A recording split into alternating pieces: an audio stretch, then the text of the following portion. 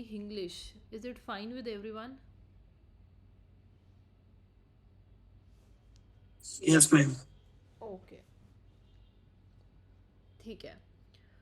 तो देखो, आज हम बेसिकली बात करने वाले हैं इस सेशन में कैसे हम एक अप्रोच रखें अपना अपने टीयर 3 IBACI के लिए। सो टीयर 3 क्या है? हमारा इंटरव्यू स्टेज। आप सब टीयर 1 दे चुके हो, टीयर 2 दे चुके हो, अब बस फाइनल स्टेप बचा है हमारा टीयर 3 इंटरव्यू। तो उसके लिए अब हमें कोई भी स्टोन अनटर्न नहीं छोड़ना है। जो भी हमारा एफर्ट लगे वो बेस्ट फुट फॉरवर्ड हमें अपना पुट करना है, ताकि हमारे थर्ड स्टेज में कोई भी कमी ना रहे। ठीक है? तो सब the break down of the session will be like this कि पहले हम एक बेसिक डूज एंड डोंट समझेंगे। IBACI इंटरव्यू के लिए क्या होते हैं, क्या चीज़ें हमें ध्यान रखनी चाहिए इंटरव्यू में, कैसा हमारा मैनरिज्म होना चाहिए और कैसे हमें अपने आप को कंडक्ट करना है इंटरव्यू में। ठीक है? फिर हम ये जानेंगे बेसिकली कि एक IBACI का जो इंटरव्यू उसका क्या स्ट्रक्चर रहता है। सो इट बेसिकली 3 पार्ट का उसका स्ट्रक्चर रहता है। देन फिर हम ये समझेंगे आज कि international relations is one of the structure for the IBACIO interview. तो IR में हमें क्या चीज़ें प्रिपेयर करनी है, कैसे प्रिपेयर करनी है, किसी भी टॉपिक को अगर हम पढ़ रहे हैं तो हमें किस पर्सपेक्टिव से वो टॉपिक पढ़ना है। ठीक है? मैं आपको यहाँ पे IR की बेसिक समझाने नहीं आई हूँ आज। हम ये डिस्कस करने आए हैं कि जो भी कंटेंट अवेलेबल है उसको हमें अब अपनी इंटरव्यू स्टेज के लिए कैसे यूटिलाइज करना है। ठीक है? Everyone clear about this? Okay. Yes, ma'am. And before starting out, I would like to give a brief introduction about myself. So, myself, Ritika, I have been in the domain of UPSC civil services preparation. So, I have been mentoring students from the past 5 years. Okay, and I have mentored 1,000 plus students under my guidance. I myself have been a civil services aspirant, and I have qualified prelims 4 times for civil services and 2 times for forest services. So I have written 6 mains for UPSC, and in these 6 mains, my forte have been ethics and essay.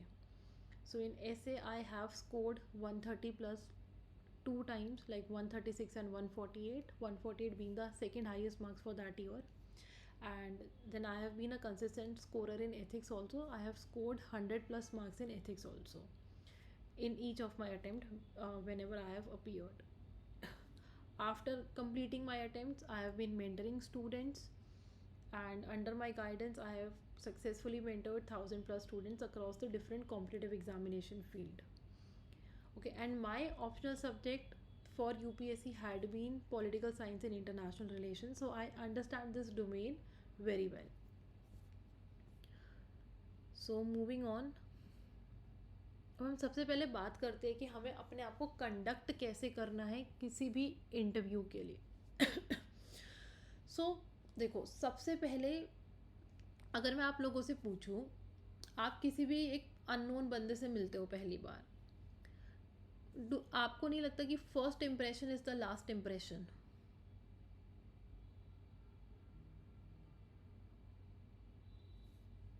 Answers देते रहो, interactive रखो session को, one way delivery नहीं करूंगी मैं। ठीक है? तो क्या है, ऑब्वियसली आपका जो फर्स्ट इम्प्रेशन होगा ना, आप जैसे चल के गए हो और जैसे आप बैठे हो चेयर पे, that will make your first impression. So हमें ये मेक श्योर करना है कि हमारा फर्स्ट इम्प्रेशन बहुत अच्छा हो, उसी से हमें 4 से 5 नंबर का एज मिल जाएगा। ठीक है? सो एक बेसिक मैनरिज्म क्या कहते हैं, अगर आपका जैसे आपका टर्न आता है इंटरव्यू के लिए, सबसे पहले नॉक करो डोर को। ठीक है? पोलाइटली पूछो, मे आई कम इन? ठीक है? और जैसे आपको वहाँ से इंस्ट्रक्शन सुनाई दे कि come in, then gently open the door. ये नहीं कि एकदम से धक्का मार दिया डोर पे। ठीक है? ध्यान रखना इस चीज़ को कि हमें बहुत प्यार से दरवाजे को खोलना है, अंदर जाना है। अंदर जाओ, सबको देखकर ग्रीट करो। ये नहीं कि किसी एक सेंटर वाले बंदे को सिर्फ देख के गुड मॉर्निंग सर बोल दिया। हमें नहीं पता पैनल में सारे मेल्स होंगे, सारी फीमेल्स होंगी, it will be a mix. So make sure you, अगर दोनों जेंडर्स बैठे हैं, make sure you speak both the things, good morning sir, good morning ma'am. उनकी आंखों में देख कर बोलना है, एक एक मतलब 2-2 सेकेंड आपने सबके साथ आई कांटेक्ट बनाया वाइल सेइंग जो भी good morning, good afternoon. Understood? उसके बाद उनसे एक gentle permission low, may I sit. और जब वो परमिशन दे दे देन आपको अपनी चेयर बहुत प्यार से ड्रैग करनी है। Again avoid making any noise and avoid being seen clumsy during this entire process. ठीक है, जब परमिशन मिल जाए प्यार से बैठो अपनी चेयर पे। अब बैठने के बाद how will be your posture? It should be straight, your back should be straight and your hands, it should be on your laps, on your thighs. Understood? उसके बाद अब हमारा स्पीड, बोलने का स्पीड कैसा होना चाहिए। जितने भी अभी तक हमने मॉक इंटरव्यू लिए हैं, one of the biggest drawback आप सब स्टूडेंट्स का, जो एक कॉमन फीडबैक है सब स्टूडेंट्स के लिए, वो यही है, आप लोगों को पेस नहीं पता किस पर आंसर देना है। अगर आप लोगों को कोई आंसर बहुत अच्छे से प्रिपेयर्ड होता है ना, तो आप लोग फ्लो में फटाफट फटाफट बोलते रहते हो। मतलब कई बार तो समझ में भी नहीं आता कि इतनी स्पीड पे बोल क्या गए, मतलब हम कॉम्प्रीहेंड ही नहीं कर पाते आपका आंसर। ठीक है, चाहे आपको क्वेश्चन आता हो, चाहे आपको क्वेश्चंस नहीं आता हो, तब भी आपको क्या करना है, एक ही स्पीड मेंटेन करके रखनी है अपने आंसर्स में। ऑन एन एवरेज हमें कोशिश करनी है कि हम अराउंड 130 to 160 वर्ड्स बोल रहे हैं 1 मिनट में।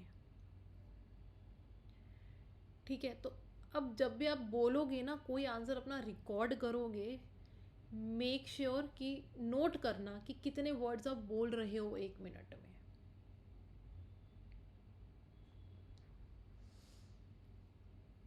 अगर मैं किसी से भी पूछूं, लेट से इंट्रोड्यूस योर सेल्फ, ठीक है Ajay, introduce your self, 30 seconds है आपके लिए, 2 लाइन्स बोलो मेरे को, क्या बोलोगे, किस स्पीड पे बोलोगे? मैम अजय लाइब्रेरी में है तो ही कैन तो नॉट सूरज अनम्यूट सर आप ही हिमसेल्फ। इंट्रोड्यूस कर दो अपने आप को।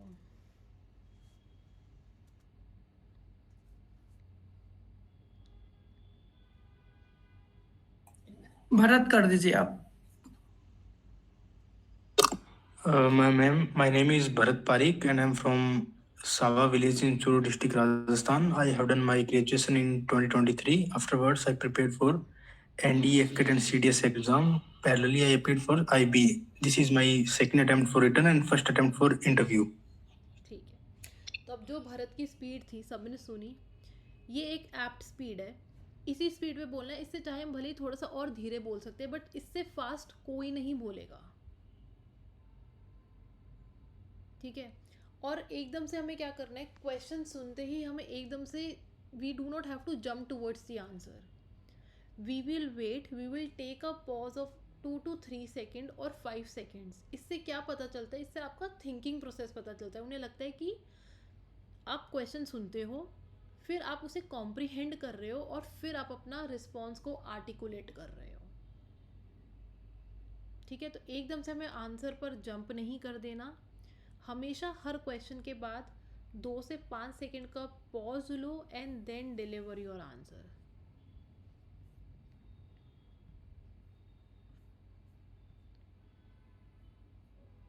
Okay.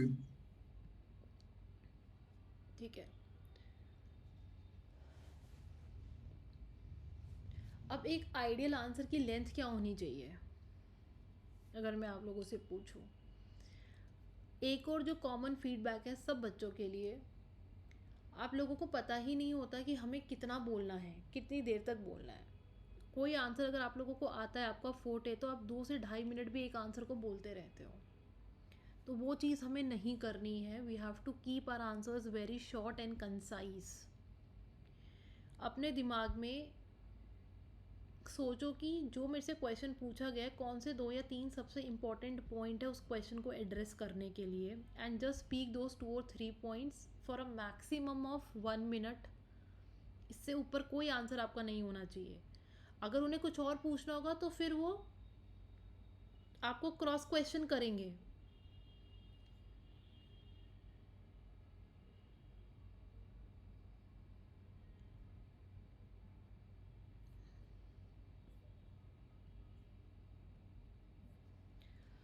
अगर उनको आपसे कुछ पूछना होगा तो वो आपको क्रॉस क्वेश्चन करेंगे, ठीक है। पर ये नहीं कि हमें बोलते ही जाना है, बोलते ही जाना है और फिर वो आपको इंटरप्ट करें, क्योंकि अगर आप कॉन्टिन्यूस बोलते रहोगे ना, आपको 2-3 बार लगातार इंटरप्शन मिलेगा, और जैसे ही इंटरप्शन मिलेगा तो हमारा कॉन्फिडेंस कम हो जाता है। So we have to make sure कि हम अपना कॉन्फिडेंस लो ना होने दें। क्वेश्चन सुनो, 2 से 5 सेकेंड का पॉज लो, दिमाग में स्ट्रक्चर करो उस दौरान अपना आंसर, बहुत ही कंसाइसली 2 या 3 लाइन में उसका आंसर दो, एंड देन कीप साइलेंट। उनको अब पूछने दो, अगर उन्हें क्रॉस क्वेश्चन करना है तो क्रॉस क्वेश्चन करेंगे, अगर उन्हें नेक्स्ट टॉपिक पे मूव करना है तो वो नेक्स्ट टॉपिक पे मूव करेंगे।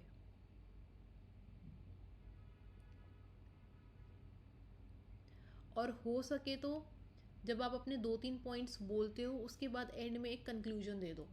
फॉर एग्ज़ाम्पल, अगर वो पूछे आपसे कि एट प्रेजेंट इंडिया के क्या क्या सिक्योरिटी चैलेंजेस हैं, ठीक है।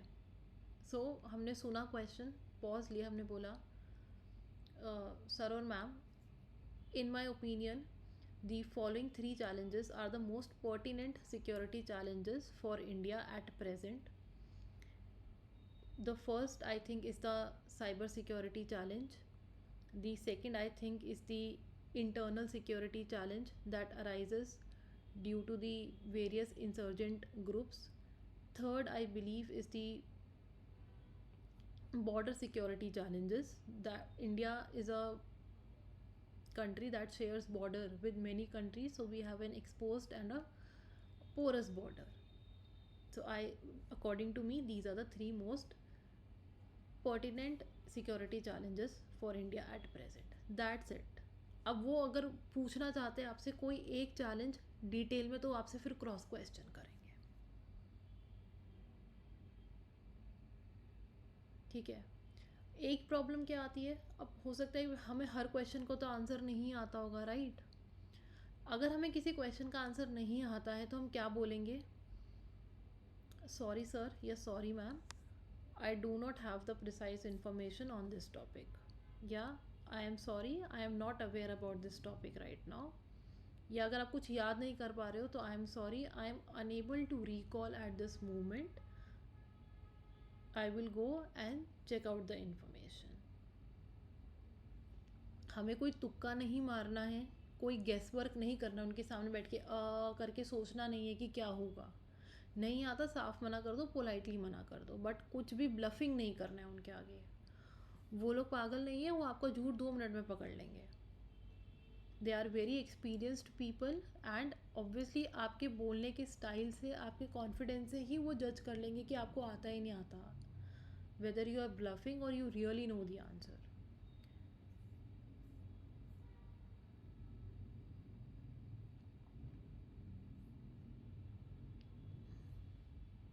देन कुछ अगेन एक बेसिक मैनरिज्म्स क्या होते हैं किसी भी इंटरव्यू के लिए। जब भी आपसे कोई बोल रहा है ना तो बस try to nod slightly, okay, मतलब ऐसे ऐसे करके हल्का सा नॉड, ताकि उन्हें लगे कि you are actively listening, you आप जस्ट बैठे ही नहीं हो, आपको समझ आ रहा है चीज़ें वो क्या बोल रहे हैं, ठीक है। और हमेशा एक रिस्पेक्टफुल एक्सप्रेशन मेंटेन करना है, ना तो चेहरे पे गुस्सा आना चाहिए, ना चेहरे पे फ्रस्ट्रेशन आना चाहिए, ना ही चेहरे पे टेंशन आनी चाहिए। Keep a very slightly smiling face, बहुत ज़्यादा भी नहीं हंसना कि हमारे दांत दिख रहे हो, एक smiling posture, respectful posture maintain करके रखना है, ओके। जितना आप सर मैम बोल सकते हो पोलाइटली यूज़ करो। और अगर आपको लग रहा है कि वो पोकिंग वाले जोन पे जा रहे हैं, वो जान के आपको ट्रिगर कर रहे हैं, तो आपको रिस्पेक्टफुली बोलना है कि with due respect I have a slightly different understanding, और with due respect I would beg to differ. ऐसे नहीं बोलना है कि नो सर और no ma'am, you are wrong and this is my point of view, never do that. और जिसने भी आपसे क्वेश्चन पूछा है, maybe there will be 4 और 5 इंटरव्यूअर्स, राइट, जिसने भी क्वेश्चन पूछा है ना, उसके साथ ही आई कांटेक्ट करके आंसर बोलना शुरू करो, एंड आंसर बोलते बोलते try to look at other people also. ऐसा नहीं सिर्फ जिसने एक ने पूछा उसी को देख के ही आप क्रॉस बोले जा रहे हो। सपोज उसने 5 क्वेश्चन लगातार पूछे और आपने उन 5 क्वेश्चन के लिए तब से आप सिर्फ एक ही बंदे को देख रहे हो, ऐसा नहीं होना चाहिए। हर क्वेश्चन में जिसने पूछा उसको देखकर स्टार्ट करो, and then slightly have a slight contact with the other members also, so that उन्हें एलियनेटेड फील ना, उन्हें ये ना लगे कि ये तो बस एक ही को तरफ देख कर आंसर करता है, जो पूछता है बस उसी को देख कर आंसर करता है। और किसी भी इंटरव्यू का क्या पर्पस होता है? इंटरव्यू बेसिकली आपका मैनरिज्म चेक करते हैं और आपका साइकोलॉजिकल अवेयरनेस कह लो या साइकोलॉजिकल ट्रेट्स चेक करता है। आपका कंटेंट चेक करने के लिए इंटरव्यू स्टेज नहीं है। Content has already been checked at Tier 1 and Tier 2. So in interview they are basically checking how you handle pressure. Okay, so you will have to maintain a very calm, composed posture. They will check your clarity of thought, how clearly you align your answers, you align your thoughts. It's not that जैसे answer सुना बोलना शुरू कर दिया, एक sentence बोलने के बाद फिर हम पॉज ले रहे हैं, फिर सोच रहे हैं अब हमें क्या बोलना है। So that will show your lack of clarity. तो clarity of thought, analytical thinking, these are the important traits जो किसी भी इंटरव्यू में चेक करे जाते हैं। और सबसे ज़्यादा इंपॉर्टेंट IB के लिए है कि नॉन रिएक्टिव टेम्परामेंट होना चाहिए आपका। अगर वो ट्रिगर कर रहे, you don't have to be triggered, you will have to maintain calm and composed manner. और आपके कोई भी पर्सनल बायसेस किसी भी आंसर में रिफ्लेक्ट नहीं होने चाहिए। आपका कोई रिलीजियस ओपिनियन हो, कोई पॉलिटिकल ओपिनियन हो, कोई भी किसी भी तरीके का बायस नहीं आएगा। आपके लिए जो अभी आपकी स्टैंडिंग होनी चाहिए with respect to religion, with respect to politics, everything should abide by the constitution. Constitution अगर सेक्युलरिज्म प्रोवाइड कर रहा है तो be secular. Do not favour your own religion, don't show कि मैं किसी कल्ट को फॉलो करता हूँ। सो जो भी हमारे कॉन्स्टिट्यूशन के अंदर आइडियल्स है उसी को लेकर हमें चलना है। ड्रेस कोड आप सबको पता है, एक फॉर्मल ड्रेस कोड होता है। For boys it will be like formal shirt and pant, you can wear blazers also, put a tie, collar अच्छे तरह से आपका प्रेस होना चाहिए, everything should be ironed well. ऐसे नहीं कि क्रीज वाली शर्ट पहन जाओ, don't do that. Light colour की शर्ट रखो, वाइट रखो, लाइट ब्लू रखो, डार्क कलर का कोट रखो, it can be navy blue, it could be black, and एक न्यूट्रल कलर की टाई रखो, it can be dark blue, it can B maroon. Don't wear like बहुत ही bright colours मत पहनो, subtle colours होने चाहिए। ऐसा नहीं कि कोई बहुत ब्राइट कलर की टाई लगा गई जो दूर से ही चमक रही है। सटल होना चाहिए सब कुछ। Be clean shaved, be well groomed, and for girls it again formal wear, it can be sari, it can be suit, and make sure again it is nicely pleated, it is ironed well, and keep a minimal jewellery. ऐसा नहीं कि बहुत सारी हम jewellery पहन के चले गए। Any doubt up till now?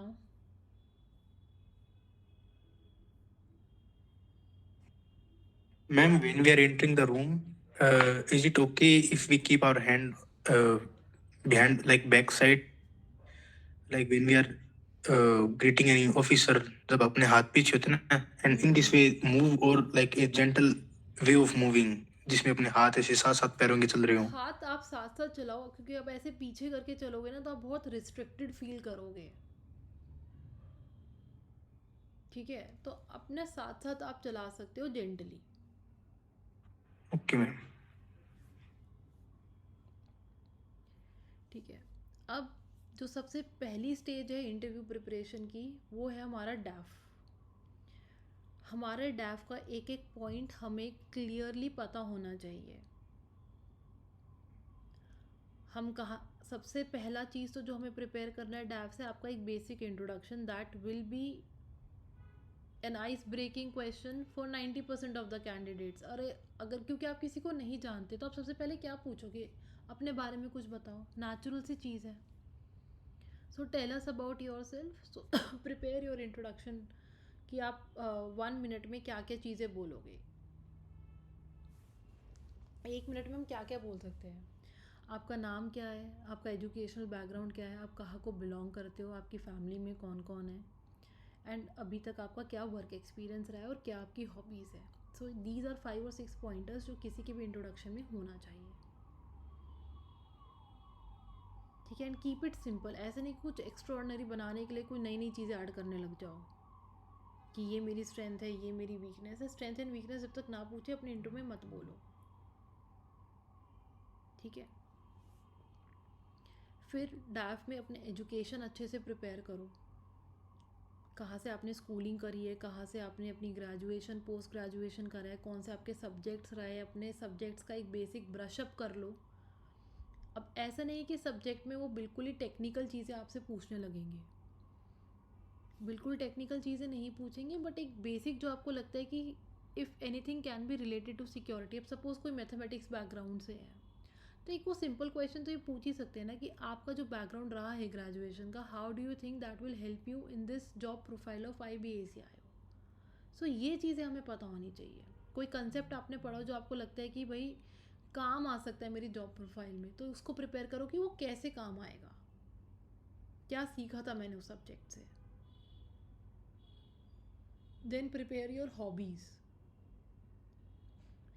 जो भी आपकी हॉबी है, अगर किसी ने लिखा है कि मुझे चेस पसंद है और अगर उन्होंने सामने से पूछ लिया अपने चेस का फेवरेट प्लेयर बताओ और आपके पास कुछ आंसर नहीं हुआ, या आपसे उन्होंने पूछ लिया कि आपने लास्ट चेस का मैच कौन सा देखा था और आप बोलो मैंने तो 4 साल पहले देखा, तो ये कोई हॉबी आपकी जस्टिफाई नहीं हुई, यानी आप सीरियस नहीं हो अपनी हॉबी के लिए।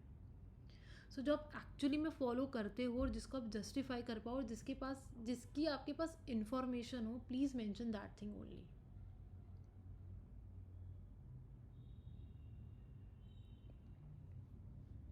सो डैफ से वही हो गया आपका बैकग्राउंड, आपका एजुकेशनल बैकग्राउंड। देन जिनके पास वर्क एक्सपीरियंसेस है तो अपने वर्क एक्सपीरियंसेस प्रिपेयर करो। एंड जो सबसे इंपॉर्टेंट क्वेश्चन है कि why do you want to join IB, your reason for joining IB।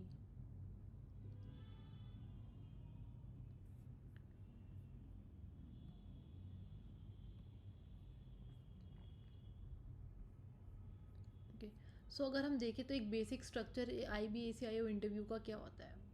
देखो जैसे अगर हम पहले ये समझे, UPSC का interview that runs approximately for 25 to 30 minutes.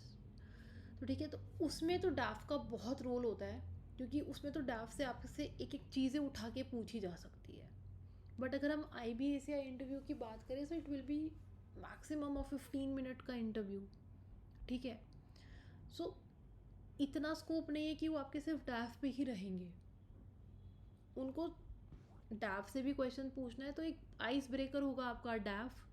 पहले 3 से 4 मिनट आपके डैफ पे फोकस हुआ, then they will shift to basics of security, basics of defence, फिर बेसिक्स के बाद वो अप्लाइड पे चले जाएंगे, उसके करंट अफेयर्स पे चले जाएंगे, फिर IR के करंट अफेयर्स पे वो चले जाएंगे। जैसे अगर हम देखें जो लास्ट IBACI इंटरव्यू हुआ था 2024 में, उस टाइम पे Russia Ukraine conflict was the burning issue in the international relations, right. तो every candidate was asked questions on Russia Ukraine relations.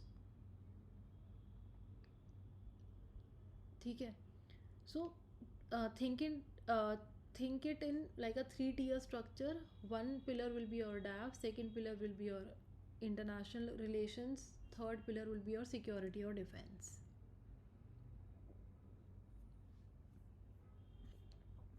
So now moving on to कि अब if IR is an important part, तो IR को अब हमें कैसे use करना है, कैसे पढ़ना है, कैसे अप्रोच करना है अपने IBACIO इंटरव्यू के लिए।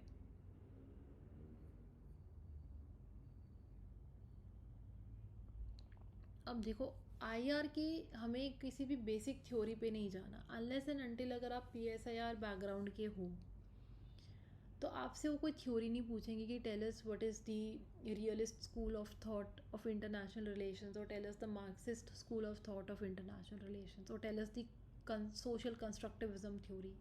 They are not going to ask you the theories of international relations.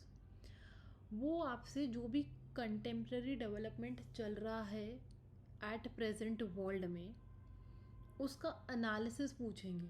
वो आपसे उसके फैक्ट्स भी नहीं पूछेंगे, वो सिर्फ एनालिसिस पूछेंगे. और एनालिसिस भी किस पर्सपेक्टिव में पूछेंगे कि अगर ये कोई इशू है या करंट डेवलपमेंट है वर्ल्ड में तो उसका इम्पैक्ट इंडिया पे क्या है. एक तो ओवरऑल इम्पैक्ट और एक इम्पैक्ट सिक्योरिटी एंगल से हमें पता होना चाहिए. ठीक है. अब जैसे let's take an example, suppose Russia Ukraine war है. ठीक है. तो अब वो आपसे क्या पूछेंगे रशिया यूक्रेन वॉर में. ये पूछेंगे कि टेलस की रशिया यूक्रेन वॉर के 3 मेजर इम्पैक्ट्स इंडिया पर क्या है.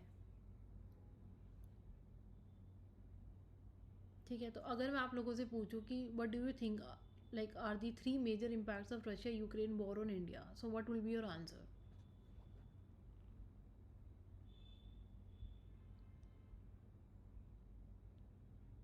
Anyone, you can type in the comments also.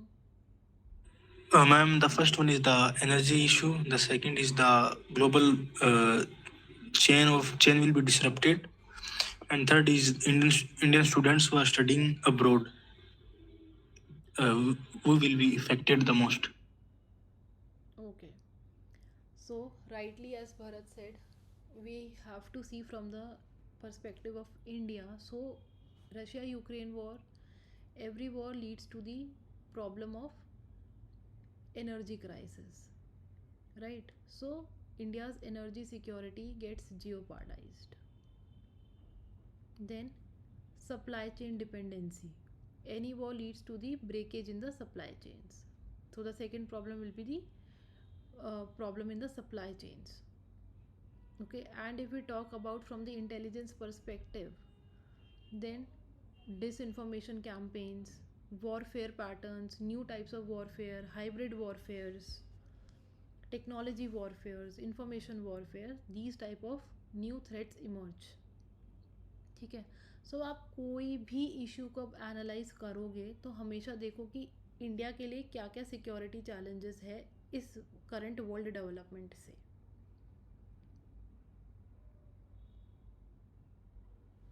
अब ऐसे अगर हम इंडिया चाइना की बात करें, सो इंडिया चाइना की से इंडिया पे क्या क्या इम्पैक्ट आता है. इंडिया के बॉर्डर सिक्योरिटी स्ट्रक्चर पे इम्पैक्ट आता है. हमें सैटेलाइट सिग्नलिंग इंटेलिजेंस का ज़्यादा यूज़ करना पड़ रहा है आफ्टर इंडिया चाइना वॉर. फिर हमें सप्लाई चेन डाइवर्सिफिकेशन करना पड़ता है क्योंकि हमने उसके बाद चाइनीज़ प्रोडक्ट्स को अगर बैन कर दिया तो उसका सब्सटीट्यूट भी तो हमें ढूंढना है. तो हमें अपने सप्लाई चेन्स को डाइवर्सिफाई करना है. फिर अगर इंटेलिजेंस पॉइंट ऑफ व्यू से देखें तो एक कांस्टेंट मॉनिटरिंग चाहिए ट्रूप मूवमेंट्स की. कांस्टेंट डिटेक्शन चाहिए जो भी साइबर इंट्रूजन्स हो रहे हैं, साइबर वॉरफेयर्स हो रहे हैं. राइट. तो किसी भी इशू को बस ये मत समझो कि उसका हिस्टोरिकल बैकग्राउंड क्या है. हिस्ट्री वो आपसे ये नहीं पूछेंगे कि इसका हिस्टोरिकल बैकग्राउंड बताओ या क्या फैक्ट्स है, कितने लोग मर गए, कितने लोग अफेक्ट हो रहे हैं. नहीं, उसका इम्पैक्ट इंडिया में क्या है. क्योंकि अल्टीमेटली हम तो इंडियन गवर्नमेंट का पेपर देने जा रहे हैं ना. हम we have to become the part of government of India. Government of किसी भी एम्प्लॉय के लिए, गवर्नमेंट ऑफ इंडिया के एम्प्लॉय के लिए सबसे ज़्यादा इम्पॉर्टेंट क्या है कि किसी भी डेवलपमेंट का इंडिया पे क्या इम्पैक्ट होगा और उस इम्पैक्ट को हमें कैसे टैकल करना है, क्योंकि वही उनका काम होगा शॉर्ट टर्म और long term.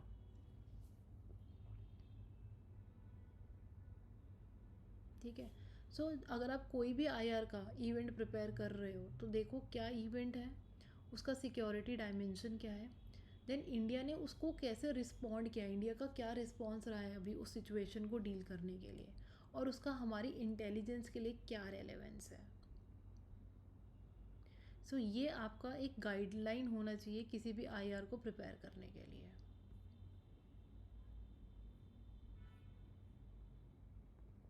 Global event, why it matters,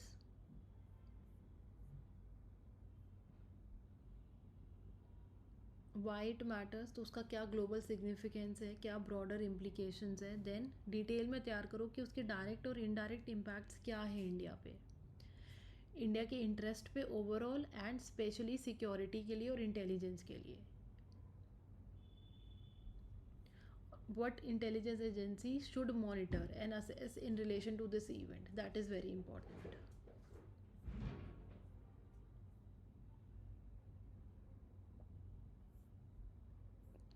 ठीक है.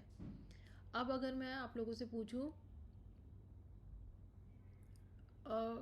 मुझे बताओ कौन कौन से कंटेम्प्रेरी डेवलपमेंट्स हैं लास्ट 6 मंथ्स के जो हमें प्रिपेयर करने चाहिए.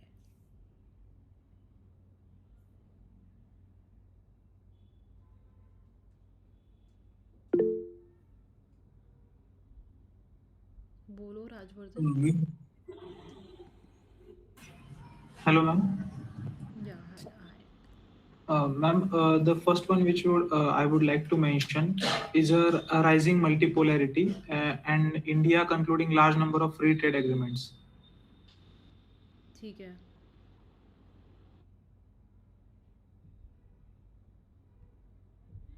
Ma'am, any type of foreign trip or by our Prime Minister, any type of foreign guest that has just visited India, So any type of recently deal? हाँ बहुत we are having delegations from France. Our minister is visiting Brazil. Defense advancements, what we have bought, what is the significance, why we have bought Operation Sindoor type incidents. AI Impact Summit, yes, correct. And definitely the budget, this economic budget, like the budget of Rajasthan for 2026-2027, अब the Indian budget budget. जो है तो अब budget जो है तो Ma'am, the budget में participation, yes ma'am, Nitin. the participation and the administration of India in the International Solar Alliance, then the partnership of India and France, as in terms of the AI development. Yes. So what we will do, Ma'am, हाँ yeah tell me. the another one which I would like to mention is India's rising role as a face of the global south. Yes, ma'am. And one more I want to mention is Israel-Iran conflict and its impacts on India. Yes. So what we'll be doing now after this session and by tomorrow, I will post a list of like 25 to 30 topics. ठीक है. So your task will be to come prepared on those topics. ठीक है. Before the next session, prepare those topics. Come prepared. Sure, ma'am. Okay, so you will get the list of the topics on the group.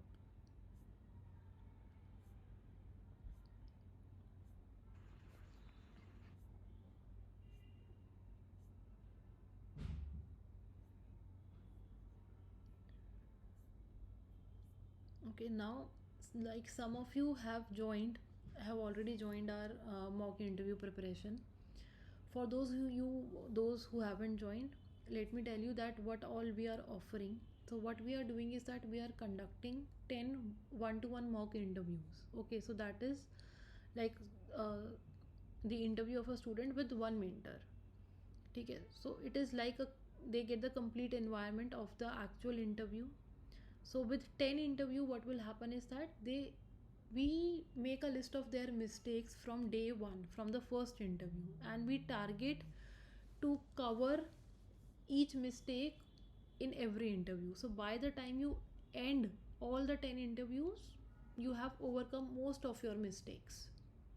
Okay, and also you get a variety of questions, like one session will be dedicated to their hobby, one session may be dedicated to their educational background, one session may be dedicated to their work experience, one session can be dedicated exclusively to the current affairs, then one session can be dedicated to the security related things, history of IB, history of RAW and other things.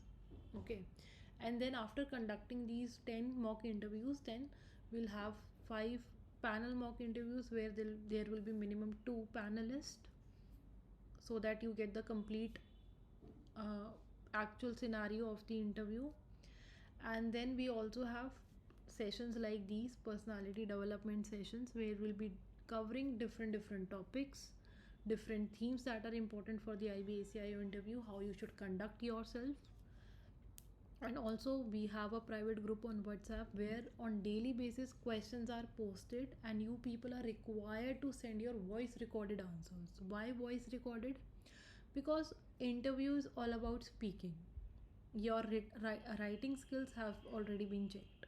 Now your it is the test of your speaking skills. सो आप जितना अपने answers record करके भेजोगे आपको खुद को एक confidence build होता है, plus you also get a peer review. ठीक है, जब 40 बच्चे आपका आंसर सुनेंगे, आप 40 बच्चों का आंसर सुनोगे, आपकी अपने आप खुद ब खुद इम्प्रूवमेंट होएगी. Right, so that is the structure of our interview preparation programme.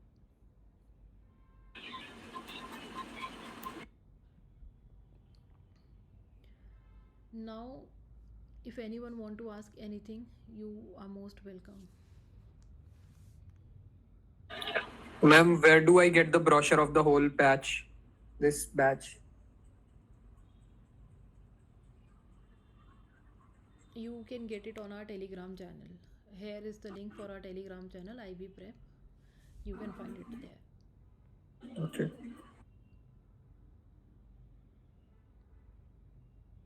Now, Suraj sir, can you please elaborate further?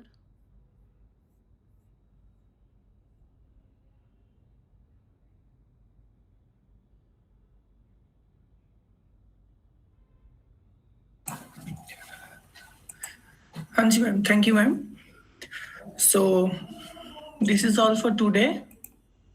और एक्चुअली हमने जो कहा था ये आईआर रिलेटेड क्वेश्चंस को आंसर करेंगी मैम. तो मैम ने स्टार्टिंग से स्टार्ट करा, मैंने मैम से 30 मिनट्स का ही टाइम लिया था, तो 30 मिनट्स इसमें ही चले गए. तो अब जो नेक्स्ट सेशन होगा उसमें मतलब मैम जैसे बोली हैं कि कल आपको पीडीएफ्स देंगी जो भी इम्पोर्टेंट इश्यूज है कवर करने के लिए, तो आप उसको कवर कर सकते हैं. और उसको कवर करने में भी अगर आपको हमारी हेल्प चाहिए तो आप उसको भी पूछ सकते हैं. बहुत सारे लोगों के पास मेरा पर्सनल नंबर भी है और टेलीग्राम पे भी आप पूछ सकते हैं. ठीक है. और इसके बाद जो नेक्स्ट हमारा सेशन होगा नेक्स्ट वीक ही होगा आफ्टर होली, तो उसमें आप क्वेश्चंस पूछ सकते हैं जो भी आए, और मैम उसको इलेबोरेटली बताएंगे भी जो भी इशू चल रहा है जिसमें आपको प्रॉब्लम होगा उस इश्यूज को टैकल करने का, कैसे टैकल करेंगे हम लोग और कैसे इंटरव्यू में आंसर करेंगे वो मैम नेक्स्ट सेशन में देखेंगी. तो अभी तक जो भी हुआ है स्टार्टिंग से मैम ने स्केच से स्टार्ट किया है, उसमें अगर आपको कोई प्रॉब्लम है तो आप पूछ सकते हैं. ठीक है.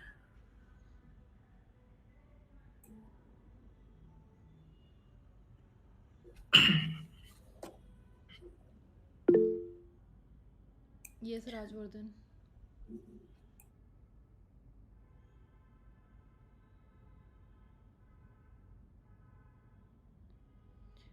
Rajvardhan, you want to ask anything? Okay, no issues. So shall we conclude the session?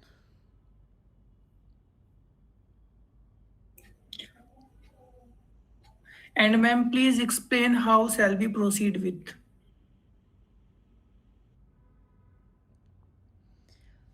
जैसे मैंने आप लोगों को बताया, अभी आपको एक बेसिक आइडिया मिला होगा कि अब हमें आईआर के टॉपिक्स को किस पर्सपेक्टिव से देखना है. ठीक है. सो आप लोगों का नेक्स्ट टास्क यही है, जो भी मैं टॉपिक्स डालूंगी कल तक ग्रुप पर, go and study those topics, और किस पर्सपेक्टिव से प्रिपेयर कर रहे हैं ना उसका भी मैं आपको एक नोट डाल दूंगी वापस से ग्रुप पे, so that you have it in front of you. ठीक है. अब आपका काम ये होगा कि जो भी वो 20 to 25 टॉपिक्स है, go study those topics. Enough material is already available on the topics. ऐसा कुछ नहीं है कि मटेरियल अवेलेबल नहीं है. आज के ज़माने में कंटेंट का शॉर्टेज नहीं है. शॉर्टेज बेसिकली मेंटोरशिप का होता है कि चीज़ों को अप्रोच कैसे करना है. तो उसके लिए हम बैठे हैं. कुछ ना आपको समझ में आए, आस्क अस कि कैसे प्रिपेयर करना है. ठीक है. तो आपका बस काम अभी यही होगा कि अपने बेसिक डैफ को प्रिपेयर करो. जो जो चीज़ें मैंने बोली है डैफ से उन सबको प्रिपेयर करो, और आईआर के उन 20 to 25 थीम्स को प्रिपेयर करो. एंड जिनके ऑलरेडी 3 से 4 मॉक इंटरव्यू हो चुके हैं उनके अगले मॉक इंटरव्यू होली के बाद स्केड्यूल हो जाएंगे। और जिन्होंने अभी तक नहीं ज्वाइन करा है तो आप प्लीज़ ज्वाइन करो, ताकि you also get a reality check कि how I am performing.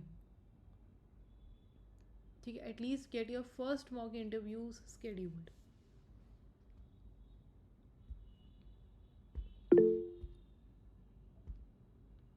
Yes Rajvardhan. Ma'am, I have one doubt. Just like as you told regarding this particular IR thing, like how we should be responding to the IR related answers. So you gave us one framework, which is divided in four different parts.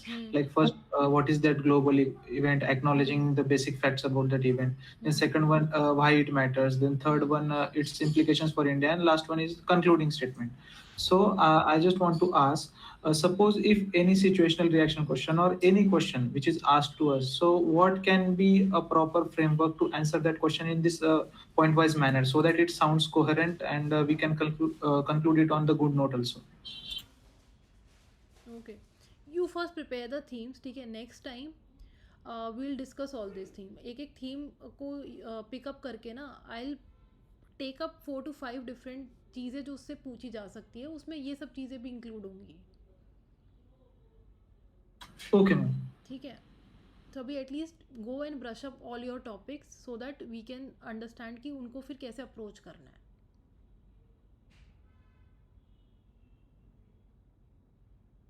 ठीक है, anything else?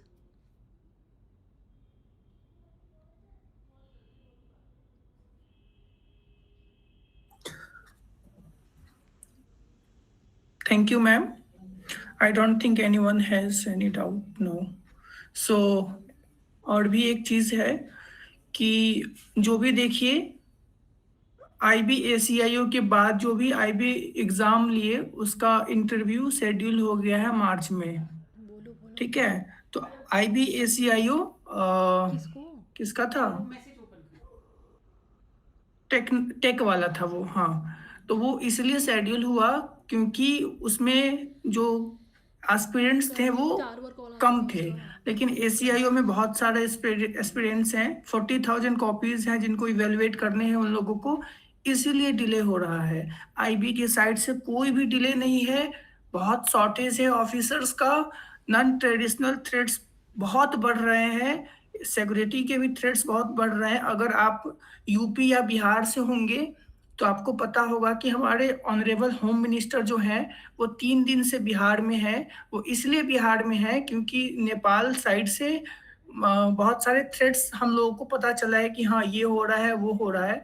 तो उस side से जो 6-7 district है बिहार के और कुछ वेस्ट बंगाल के और शायद कुछ यूपी के भी हैं, है ना, तो उन लोगों को एक साथ क्लब करके यूनियन टेरिटरीज बनाने का प्लान चल रहा है। ये अभी 100% नहीं हुआ है, लेकिन वो वहाँ के डिस्ट्रिक्ट मजिस्ट्रेट के साथ मीटिंग्स कर रहे हैं। अगर कोई ऑप्शन ना निकला तो लास्ट में वो यूटी बनाएंगे। ठीक है, तो आप लोग एकदम इंटरव्यू का अच्छे से प्रिपरेशन कीजिए। ये मत सोचिए कि बहुत टाइम है, टाइम कम है। IB के साइड से कोई भी डिले नहीं है। जो डिले है वो इसलिए है क्योंकि कॉपीज इवेलुएट करने के लिए ज़्यादा है। इसके बाद मॉक में इंटरव्यू में भी डिले इसलिए होगा क्योंकि बहुत सारे लोगों का 20,000 लोगों का इंटरव्यू कंडक्ट कराना ये कोई नॉर्मल बात नहीं है। ठीक है, सो प्रिपरेशन करते रहिए। आप लोग एक मॉक इंटरव्यू फ्री में हम लोगों से करवा सकते